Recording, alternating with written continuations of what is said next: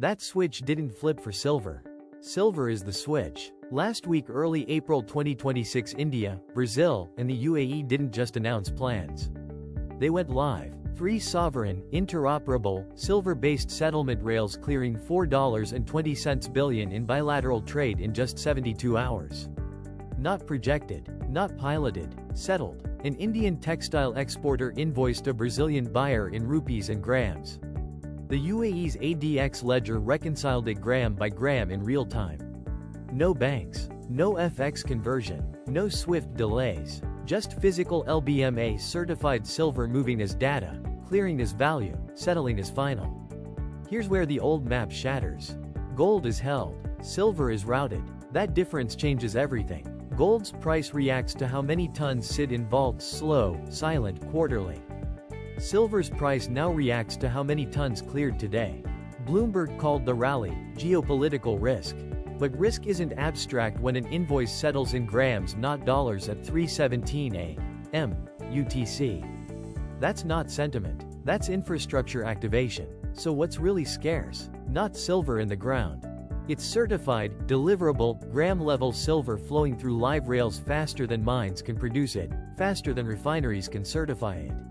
Kitco's February report said, structural deficits keep the bullish outlook intact. They're right. But the deficit isn't just physical. It's infrastructure-enabled demand.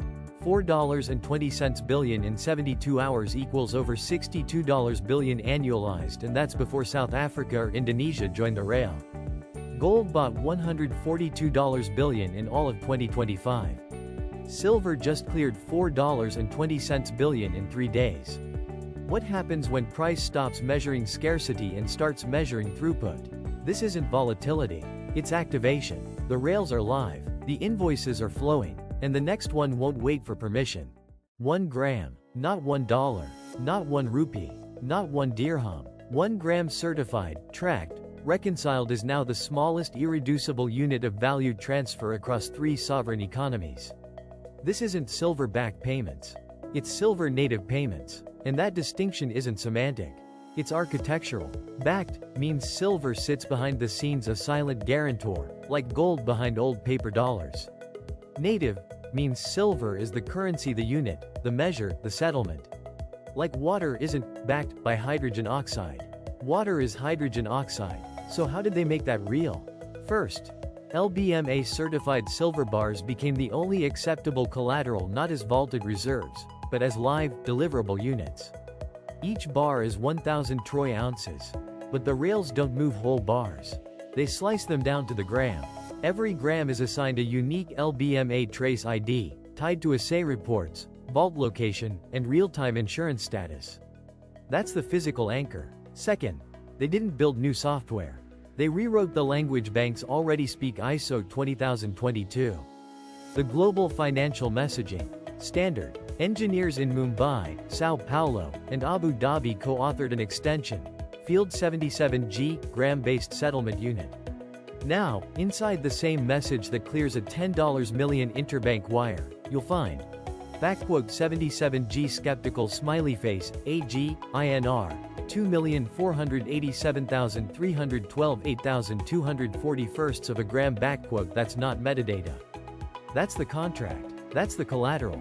That's the settlement. Third, the rails themselves, India's RuPay Silver Gateway, Brazil's BCB protocol, and UAE's ADX ledger all run identical firmware. Same LBMA verification logic. Same ISO 20022 parser. Same real-time reconciliation engine. So when a Brazilian soy exporter invoices an Indian textile buyer, they don't quote in dollars or rupees or silver price. They quote in rupees plus grams. 2,487,312 rupees and 8,241 grams of LBMA certified silver. Then instantly the ADX ledger verifies the silver is present, insured, and deliverable. RuPay confirms the rupee obligation. BCB validates the export license. And the system executes. Right-pointing arrow grams are locked. Right-pointing arrow rupees are released. Right-pointing arrow title transfers. Right-pointing arrow settlement is final. Irrevocable. Done. No banks. No intermediaries. No FX conversion. No Swift delay. No counterparty risk. Just physical silver moving as data. Clearing as value. Settling as law. What happens when the currency isn't issued by a central bank but weighed, verified, and cleared in real time? That's not theory. That's what happened at 3:17 a.m. UTC on April 3 when the first invoice cleared across all three rails. Before the buyer's confirmation email arrived, this architecture doesn't just settle trades. It accelerates them. And acceleration changes price math. Because now every gram moved isn't just demand. It's throughput. It's velocity. It's proof the rail is live, loaded, and scaling. Silver isn't priced as a reserve anymore. It's priced as a rail. And rails don't have storage costs. They have throughput costs, and those rise with every new trade, every new node, every new gram cleared. Gold moved $142 billion in all of 2025. Silver moved $4.20 billion in 72 hours. That's not a difference in scale. It's a difference in time signature. Gold trades in quarters. Silver clears in minutes. Central banks bought gold by the ton slowly, deliberately, institutionally. India, Brazil, and the UAE cleared silver by the gram instantly, bilaterally, irreversibly.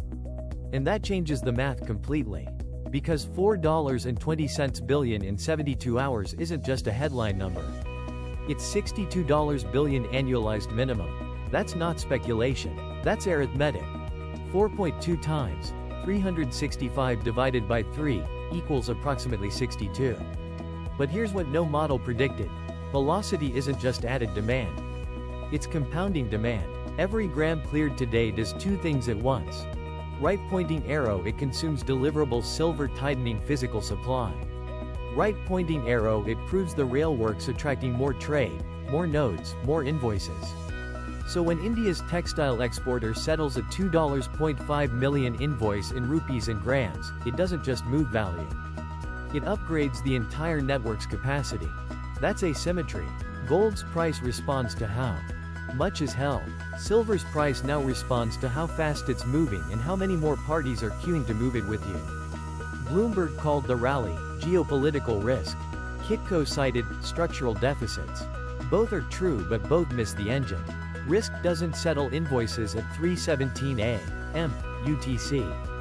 Deficits don't reconcile gram by gram across 3 time zones in real time. What does? Infrastructure. Live infrastructure. And infrastructure has a new pricing rule. You don't price it by scarcity.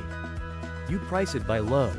Every 1% increase in trade volume routed through these rails doesn't just add 1% more demand.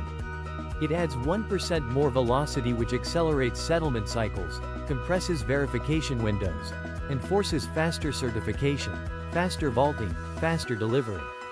That's why silver's price curve isn't smooth like gold's. It's jagged, spiking, unpredictable, because it's no longer tracking sentiment. It's tracking throughput. Let that sink in. Not, let that register.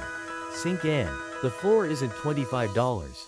It's grams cleared per minute, and that number just went up. The next breakout won't be triggered by Fed cuts. It'll be triggered by the next trade invoice settled in grams, not dollars. The next invoice is already being drafted. That invoice you heard about in Chapter 3?